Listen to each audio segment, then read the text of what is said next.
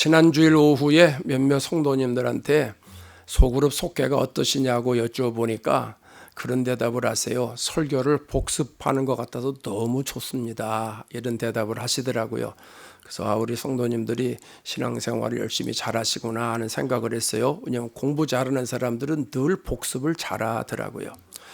그런 의미에서 우리가 그동안 성령을 충만히 받는 채널에 대해서 말씀을 들었는데 한번 복습을 해보도록 하겠습니다. 사도행전에서 성령을 충만히 받는 방법이 몇 가지 있다고 말씀을 드렸죠. 5가지 말씀을 드렸어요. 첫 번째는 기도할 때 성령을 받고, 두 번째는 회개할 때 성령을 받고, 세 번째는 안수할 때 성령을 받는다고 말씀을 드렸어요. 오늘은 4번째 시간입니다. 말씀을 들을 때에 성령을 받게 됩니다. 사도행전을 보면 복음이 퍼져나가는 모습을 보게 되는데 유대인으로부터 시작을 해서 이방인에게로 퍼져나갑니다.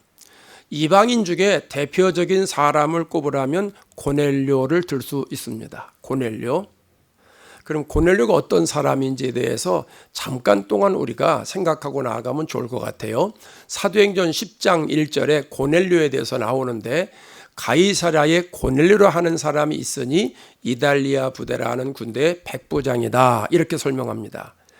고넬료는 100명의 병사를 통솔하는 지휘관 장교라는 얘기입니다. 근데 그가 하나님을 섬기는 사람이었어요. 2절에 가면 그가 경건하여 온 집안과 더불어 하나님을 경외하며 백성을 많이 구제하고 하나님께 항상 기도하더니 그랬습니다. 고넬료의 성품을 볼 수 있죠. 하나님과 사람 앞에 신실한 사람이었다라고 하는 것이죠. 하나님을 경외했기 때문에 늘 하나님이 계시다. 하나님을 인식하고 살았던 사람이라는 거예요. 백성을 많이 구제했다라고 그랬어요. 자기는 로마 사람이기 때문에 자기가 로마 시민권자라는 걸 과시할 수도 있는데 백성들에게 많이 구제했다는 거예요. 그만큼 긍휼히 여기는 마음이 있다라고 하는 것이죠. 마음이 참 따뜻한 사람이다 이런 생각을 합니다. 또 고넬료는 하나님께 항상 기도했다 그랬습니다. 정기적으로 기도하는 사람이 고넬료였다라고 하는 거예요. 하나님은 베드로를 고넬료에게 보내셔서 고넬료가 복음을 듣도록 역사해 주십니다. 그래서 우여곡절 끝에 베드로가 고넬료 집에 오게 되는데 베드로가 있는 것은 요빠고 고넬료가 있는 것은 가이사랴인데 한 50km 정도 됩니다. 하나님 말씀 순종해서 이틀 동안 걸어가서 고넬료의 집에 가서 설교하기 시작을 합니다. 그 설교 내용이 10장 34절부터 43절까지 나와요. 우리가 읽은 본문 그 전의 말씀이 설교 내용이에요. 대략 이런 말씀이에요. 하나님이 예수님을 이 땅에 보내셔서 성령과 능력을 기름 붓듯 하셨다. 그래서 예수님이 선한 일을 행하시고 마귀에게 눌린 사람들을 다 고쳐주셨다.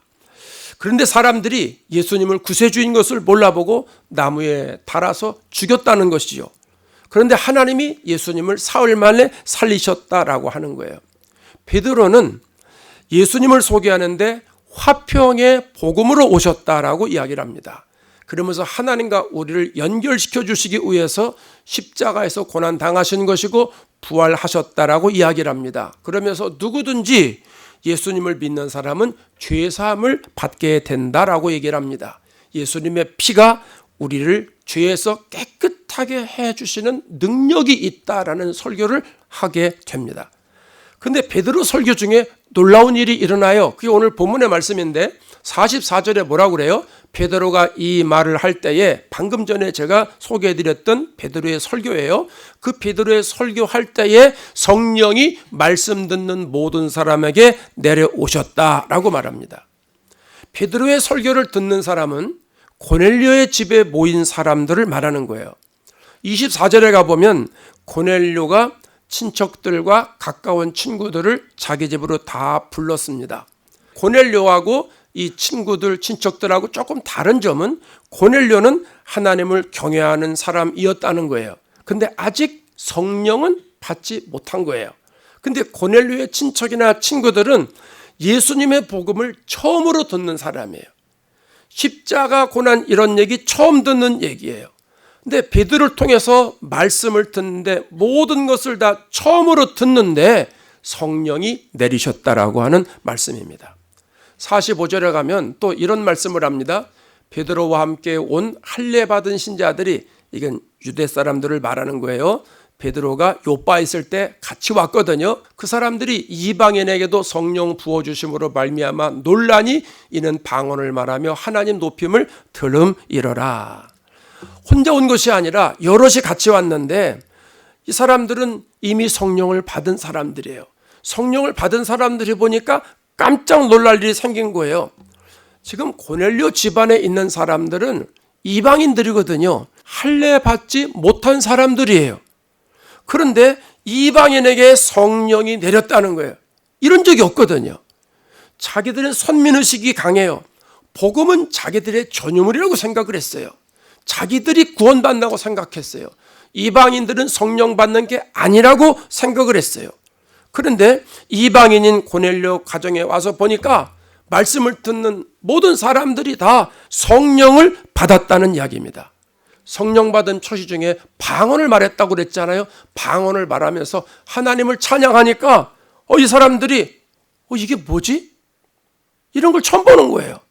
아니 멍멍한 거예요. 여러분, 고넬료 가정에 모인 사람들이 한 일은 말씀을 들은 것밖에는 없습니다.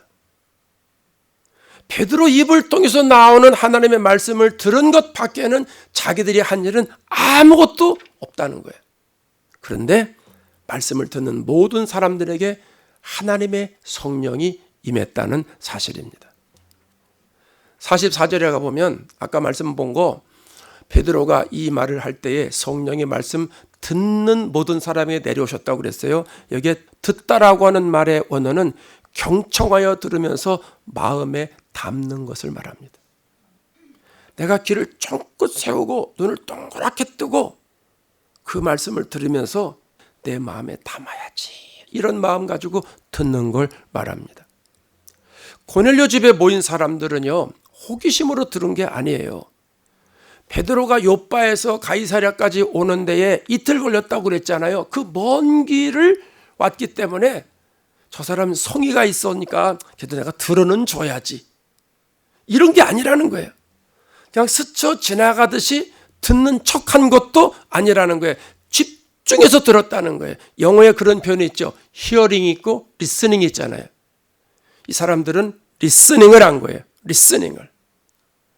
고넬료 집에 모인 사람들은 한마디도 놓치지 않고 내가 들어야 되겠다고 낮은 자세가 있었던 거예요. 귀를 쫑긋 세우고 눈을 동그랗게 뜨고 이 말씀을 들어야지 하는 마음 가지고 들었다는 거예요. 그럴 때 생각하지도 못했던 성령을 받은 거예요. 이제껏 경험하지 못했던 놀라운 하나님의 은혜를 경험했어요. 성령을 충만히 받았다는 것입니다.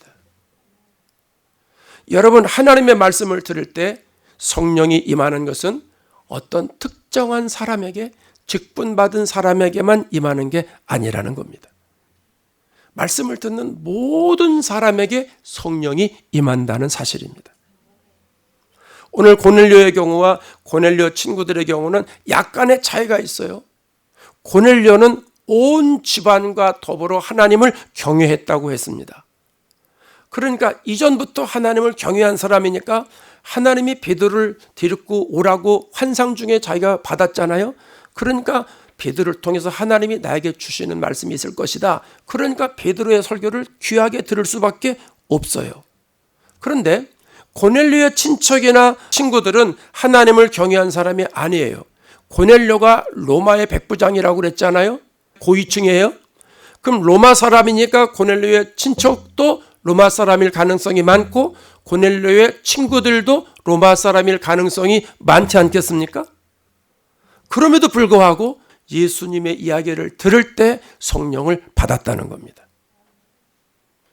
예수님이 구세주라는 사실을 들을 때, 인류의 죄를 위해서 십자가에 달려 돌아가셨다는 사실을 처음으로 듣는 사람들이에요. 예수님께서 몸짓고 피 흘려서 제물로 돌아가셨다는 말도 처음으로 듣는 사람들이에요. 죽은 지 3일 만에 부활하셨다는 말도 처음으로 듣는 사람들이에요. 모든 내용, 베드로가 설교하는 모든 내용을 처음으로 듣는 사람이에요. 그럼에도 말씀을 들을 때 성령이 임했다는 사실입니다. 무슨 말입니까? 누구든지 말씀을 들으면 성령을 받게 된다는 말씀입니다. 말씀을 평소에 자주 들었던 사람도 말씀을 들을 때 성령을 받게 되는 것이고, 말씀을 처음 듣는 사람이라 할지라도 오늘 말씀을 들을 때 성령을 받게 되는 겁니다. 제자 훈련을 한 사람이 말씀을 들을 때도 성령을 받게 되는 것이고, 성경을 많이 읽은 사람이 말씀을 들을 때도 성령을 받게 되는 것이고, 기도를 정기적으로 하는 사람도 말씀을 들을 때 성령을 받게 되는 것이고, 반대로 제자 훈련을 하지 않은 사람이라 할지라도 말씀을 들을 때 성령을 받게 되는 것이고, 성경을 읽지 못했다 하던 사람도 말씀을 들을 때 성령을 받게 되는 것이고, 기도를 하지 않는 사람이라 할지라도 말씀을 들을 때 성령을 받게 되는 줄로 믿습니다. 그래서 오늘 예배드리는 저와 여러분 모두는 말씀을 잘 귀담아 들을 때 하나님께서 분명히 우리들에게 성령을 선물로 허락해 주실 줄로 믿습니다. 이스라엘 백성들이 바벨론에서 70년 동안 포로 생활하고 돌아오잖아요. 돌아와서 성전을 재건을 합니다.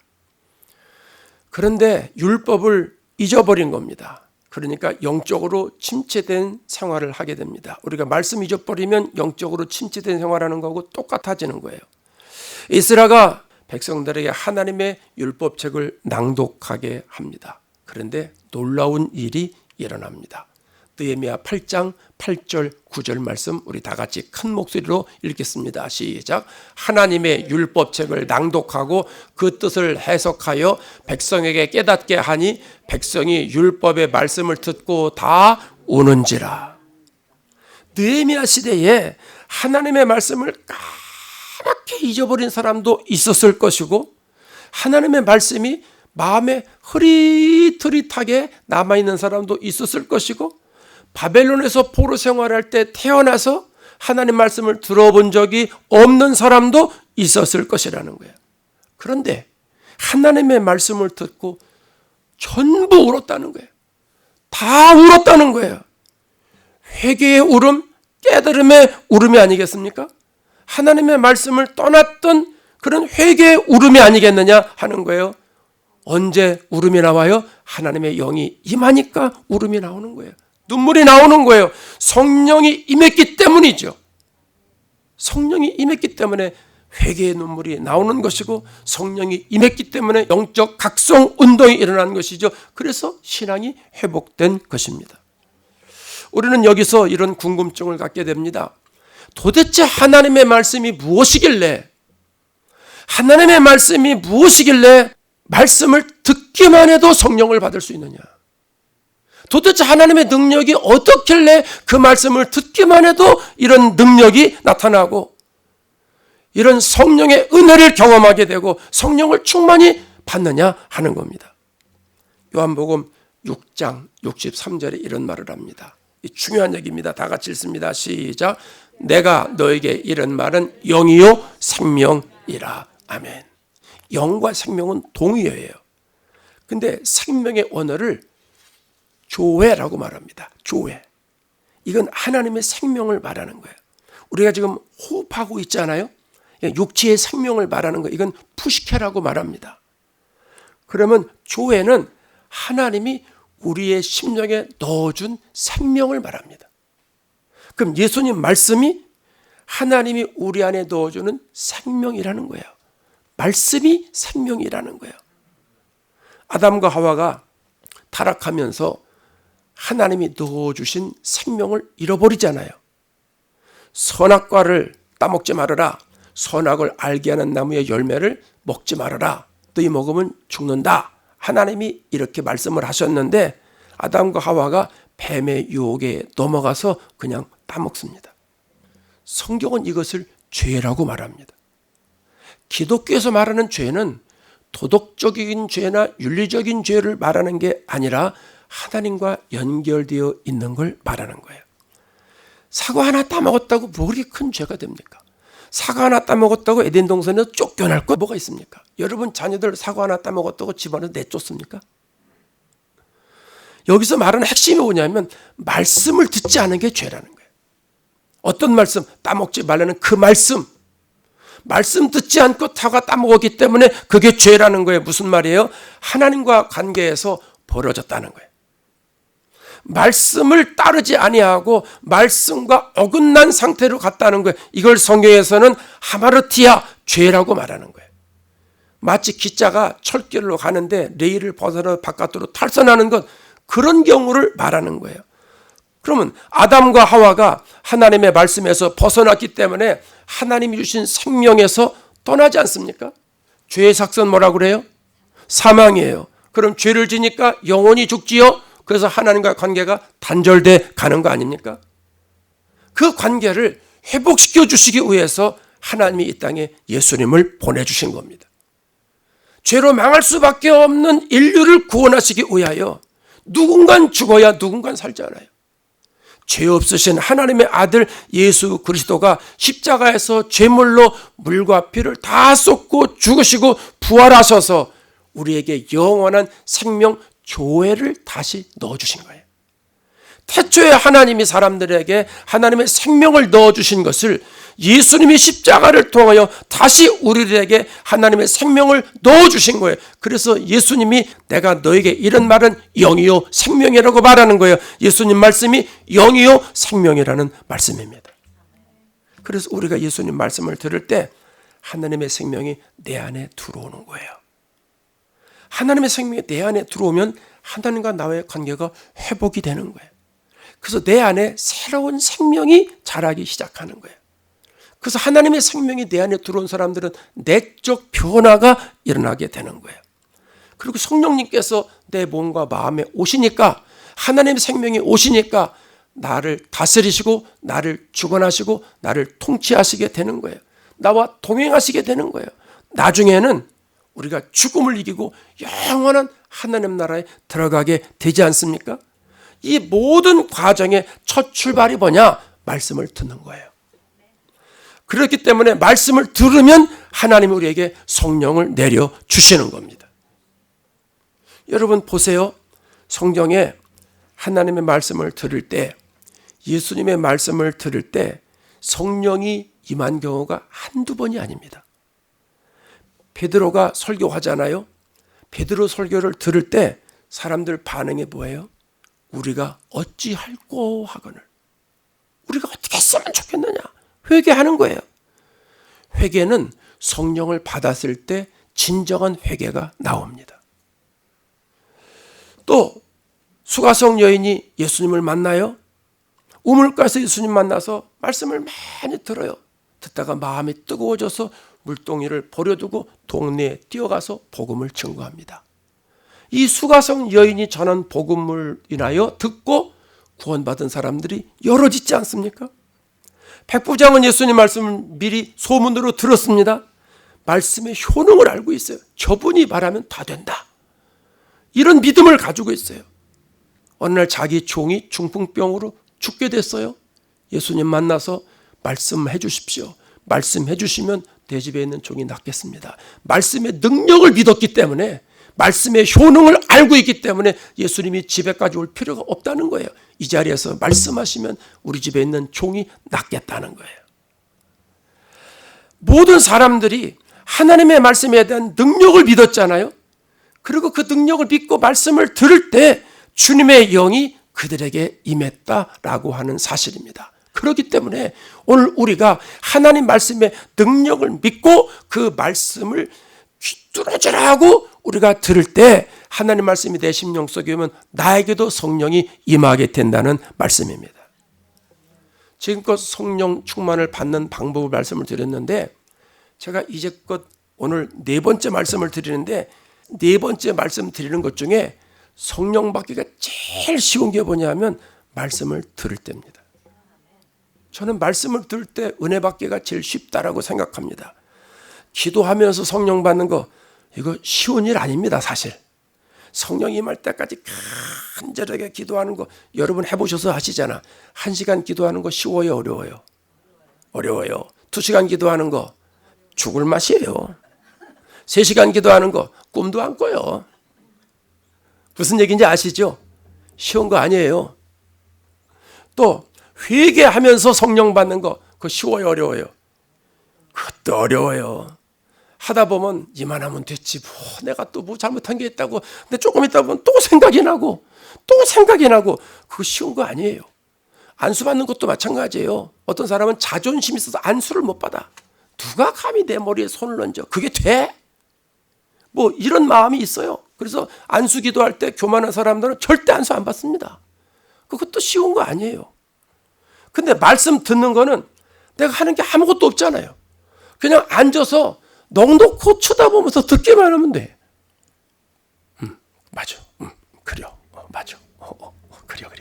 웃는 얘기하면 웃고, 슬픈 얘기하면 같이 찡그리고, 그냥 앉아서 말씀을 듣기만 하면 성령 받는 게 쉬워집니다. 그런데 오늘날 현대 교인들이 이렇게 쉬운 성령을 잘 받지 못한다는 거예요.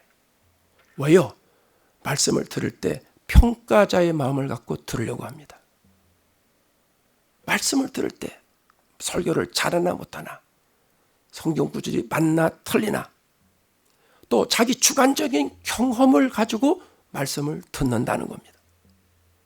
아, 저건 저 말이 아닌데, 저거 저 뜻이 아닌데, 저거 잘못 얘기하는 거네, 오늘 설교 핀트가 잘못 맞았네, 이렇게 얘기하는 사람 제가 여러 봤습니다. 이렇기 때문에 성령을 못 받는 겁니다. 어떤 사람은 설교 시간에 정신을 딴 데 두니까 성령을 못 받습니다. 여러분, 왜 설교 시간에 다른 데 관심이 많습니까? 또 왜 설교 시간에 교회 소식에 관심이 많습니까? 아까 다 본 건데. 담임 목사 칼럼, 어떤 사람은 줄 치면서 읽어요. 너무 감사해. 정신 집중을 안 하니까 성령을 못 받는 거예요. 그렇기 때문에 설교를 들으면서 성령 받을 때 우리의 자세가 중요하다고 생각합니다. 우리의 자세. 그래서 제가 세 가지를 소개해 드리려고 합니다. 첫 번째로는요, 간절한 마음으로 들어야 한다는 거예요. 간절한 마음으로. 사도행전 17장 11절에 보면 이런 말을 합니다. 베레아에 있는 사람들은 데살로니가에 있는 사람들보다 더 너그러워서 간절한 마음으로 말씀을 받고 이것이 그러한가 하여 날마다 상고함으로, 간절한 마음으로 들었다라고 하는 것은요, 아주 그냥 간이 저리는 마음으로 들었다, 그 말이에요. 무슨 말이냐면 진실된 마음으로 들었다는 거예요. 사모하는 마음으로 들었다는 거예요. 하나님의 말씀에 생명이 있기 때문에 그 말씀을 들어야 내 영혼이 산다라고 하는 이 간절한 마음이 있는 상태로 들었다는 거예요. 여러분, 그렇지 않아요? 주일 예배 잘 드리면 일주일이 평안하죠.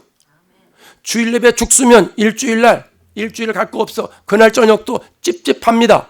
저 같은 경우도 주일날 은혜 끼치면은요, 그날 저녁에 잠을 못 잡니다. 앉아도 덜 피곤합니다. 그런데 주일날 죽쓰고 집에 가보세요. 그날 잠을 못 잡니다. 설교한 사람도 잠을 못 자는데 은혜 안 받은 사람은 잠을 못 자는 건 당연한 것 아니겠습니까? 그래서 설교 시간에 우리가 은혜를 받아서 내 영혼을 살려야 됩니다. 마태복음 4장 4절에 예수님이 그랬잖아요. 사람이 떡으로만 살 것이 아니요 여호와의 입으로 나오는 모든 말씀으로 살 것이라고. 우리들은 하나님의 말씀으로 사는 사람들입니다. 그래서 말씀을 들을 때 늘 귀담아 들어야 되고, 늘 진실한 마음으로 들어야 되고, 사모하는 마음으로 들어야 한다는 겁니다. 제가 이 말씀을 드렸더니 어느 성도가 그런 얘기를 합니다. 목사님, 제가 오늘 말씀에 큰 은혜를 받았습니다. 앞으로는 말씀을 기대하고 듣겠습니다. 그러면서 몇 주 뒤에 신방을 갔더니 그러는 거예요. 자기 요새 신앙생활이 너무 즐겁다는 거예요. 그래서 왜 그러냐 그랬더니 교회 올 때마다 하나님이 오늘 어떤 말씀을 주실까 기대하고 온다는 거예요. 그리고 설교 시간에는 이런 표현을 하더라고요. 제가 잊어먹지도 않아요. 스펀지가 물을 쏙 빨아들이듯이 설교를 듣는다는 거예요. 이야, 참 멋있다. 그 얘기 들으니까 그렇게 멋있을 수가 없어요. 얼마나 설교에 집중하는지 모릅니다. 그래서 그런지 그 자매는 예배를 때 얼굴에 나는 은혜 받고 있습니다. 성령 충만합니다. 이게 써 있는 것 같아요. 그런 사람 앞에 설교할 때는 얼마나 신이 나는지 모릅니다. 여러분, 오늘 우리들 사도멜처럼 말씀하옵소서 주의 종이 듣겠나이다 하는 마음으로 말씀을 들으시는 축복이 있기를 바랍니다. 두 번째로는 마음에 새기며 들어야 됩니다. 신명기 6장 6절을 봅니다. 시작. 오늘 내가 네게 명하는 말씀을 너는 마음에 새기고. 토라의 말씀이죠. 부모에게 주시는 말씀이에요. 부모들에게 이 말씀 새기고 자녀들에게 계속 가르쳐라 하는 부분이거든요. 말씀을 마음에 새기면서 들으면 말씀이 나를 지배하게 됩니다. 말씀이 비치지 않습니까? 그 비치신 말씀이 내 심령 속에 들어오면 내 심령이 죄악 가운데 있기 때문에 어두운 곳에 빛을 비추지 않습니까? 그러면 그 말씀이 내 죄를 깨닫게 해줍니다. 그래서 죄를 회개하게 되고 거짓은 회개해서 추방시키게 되고 말씀의 능력이 나를 사로잡게 됩니다. 그래서 다윗처럼 주의 말씀을 내 마음에 두었기 때문에 내가 범죄하지 않습니다. 고백하게 되는 거예요. 말씀에 따라 움직이게 되는 거예요. 그런 사람들이 말씀을 주야로 묵상하잖아요. 그게 복 있는 사람 아닙니까?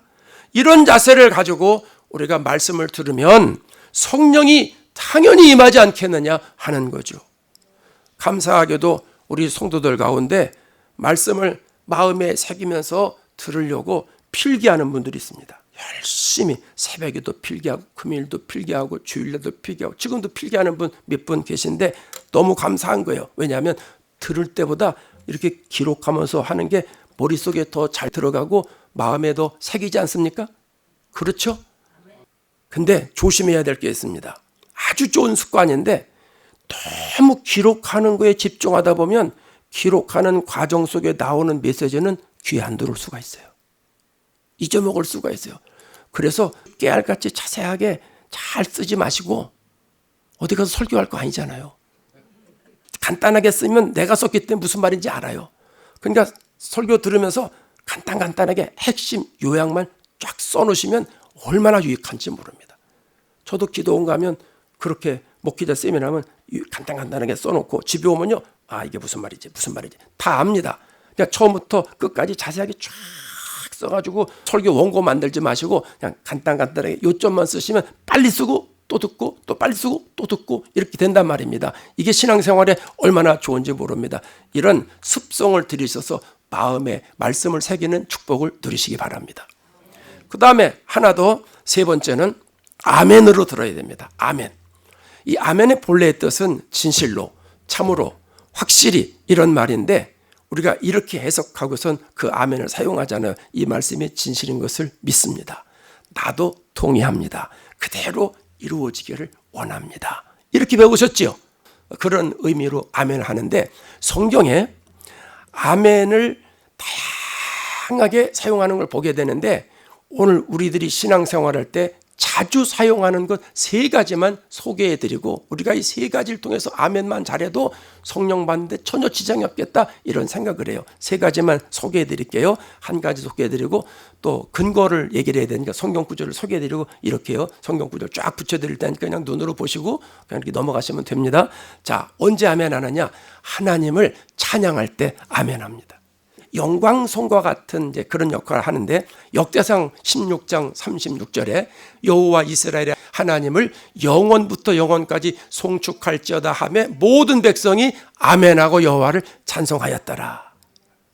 시편 106편 48절에 가면 여호와 이스라엘의 하나님을 영원부터 영원까지 찬양할지어다 모든 백성들아 아멘할지어다 할렐루야. 하나님을 찬양합니다. 영원부터 영원까지 찬양합니다. 그러니까 사람들이 나도 이런 말이에요. 그러니까 듣는 사람들이 아멘 이렇다는 거예요. 그래서 하나님을 찬양할 때 아멘. 여러분 찬양 끝나고 나면 아멘 하는 게 뭐예요? 그 가사가 마음에 울려서 하나님 나도 이런 마음으로 찬양합니다. 아멘 그런 신호입니다. 찬양할 때도 아멘 많이 하시기 바랍니다.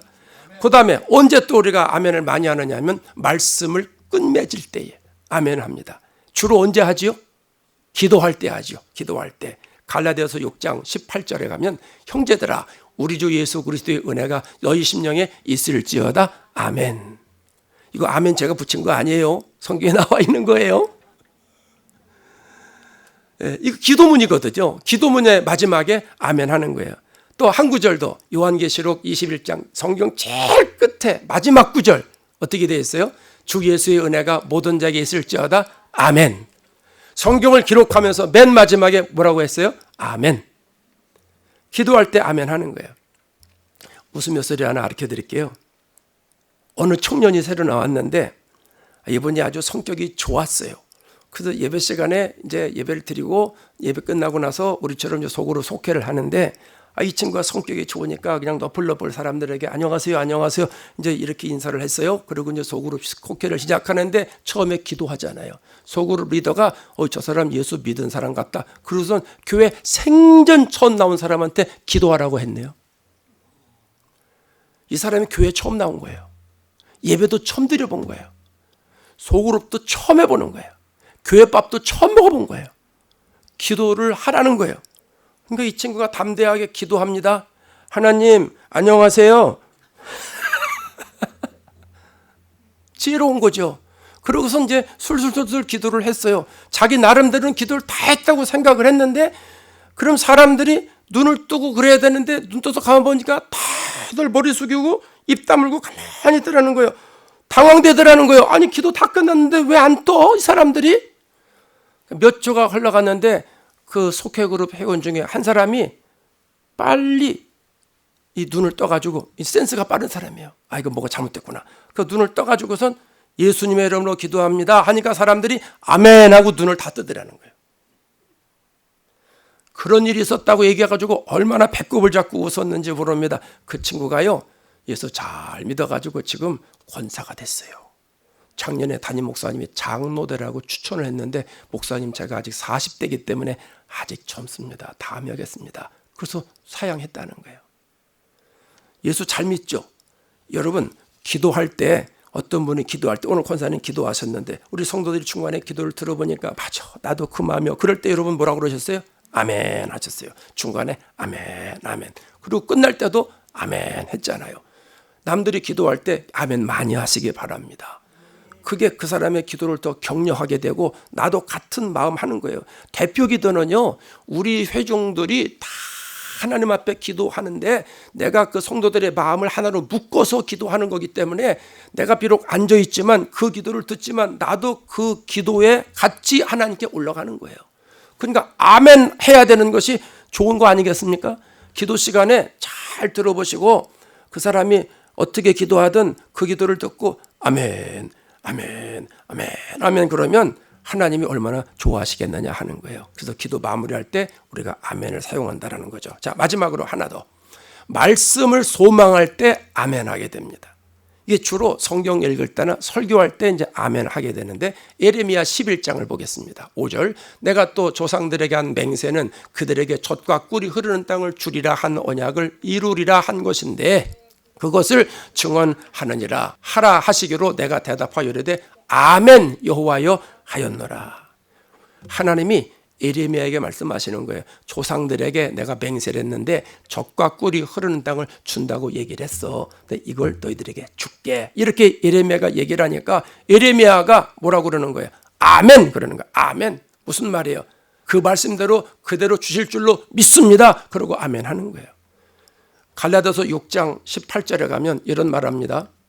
형제들아 우리 주 예수 그리스도의 은혜가 너희 심령에 있을지어다. 아멘. 여러분 하나님의 말씀이 우리들에게 오는 것도 아멘이고 하나님의 은혜가 너희 심령에 있을지어다 축복의 말씀도 우리가 은혜가 되잖아요. 그럼 하나님의 말씀이 우리에게 있기를 원합니다 하면 그게 내가 아멘으로 받아들여야 되는 것 아니겠어요? 그래서 말씀도 마찬가지예요. 말씀을 듣다가 저 말씀에 욕심나네. 맞아 저 말씀대로 이루어졌으면 좋겠다. 그러면 내가 아멘 하는 거예요. 여러분 아멘하고 받아들일 때 그 말씀이 내게 되는 거예요. 아멘하지 않으면 그냥 한 귀로 듣다 한 귀로 흘러가는 거예요. 이건 교단하고 상관없어요. 교파하고 상관없어요. 성경이 말씀하고 있잖아요. 성경이. 어떤 사람은 붕어 아멘 하는 사람이 있어. 아멘. 아멘. 아멘. 입은 벌어지는데 누가 볼까봐 창피해서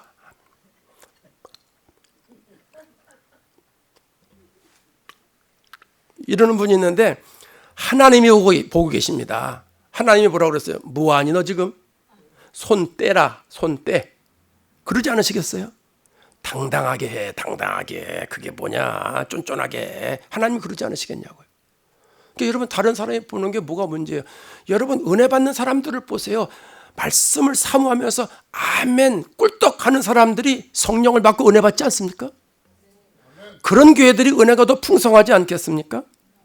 그래서 우리가 설교할 때뿐만 아니라 기도할 때뿐만 아니라 찬양할 때 그 말씀에 은혜가 되면 서슴없이 아멘하는 축복이 있기를 바랍니다.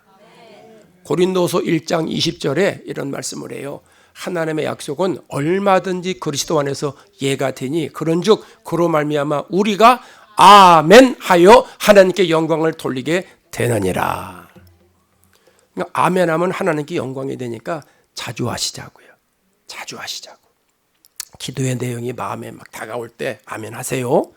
찬양의 가사가 마음에 막 와 닿아요. 아멘 하세요. 설교의 내용이 도전이 돼요. 아멘 하세요. 아멘 할 때 하나님께 영광이 되니까 아멘 하는 사람들에게 하나님이 성령을 내려주시는 건 당연한 것 아니냐 하는 말씀입니다. 말씀 마치겠습니다. 여러분, 성령이 임하는 채널은 여럿이 있는데 말씀을 들을 때 성령이 임한다고 오늘 우리가 배웠습니다. 앞으로 시대가 가면 갈수록 말씀을 듣지 못하는 시대가 옵니다. 또 내 신체적인 변화로 인해서 말씀을 자주 듣지 못할 때가 옵니다. 한 해 한 해가 다르게 느끼지 않습니까? 몸도 그렇고 청력도 그렇고 판단력도 그렇고 예전만 못하지 않습니까? 그만큼 내가 말씀을 듣는 기회가 줄어든다는 겁니다. 그렇기 때문에 지금이 가장 좋을 때니까 가장 좋을 때 말씀을 기다려 듣는 은혜가 있기를 바랍니다. 내가 잘 들릴 때 말씀 많이 들어야 돼요. 은혜가 될 때 은혜 계속 받아야 돼요. 하나님이 나를 이끌어 가실 때 계속 딸려가야 돼요. 그럴 때 내가 영적인 사람으로 더 만들어지게 됩니다. 말씀을 들어야 할 때 길을 쫑긋 세우셔서 성령을 충만히 받으시고 성령의 인도함 받아 살아가시면서 성령과 동행하시면서 날마다 승리하시기를 주의 이름으로 축원합니다.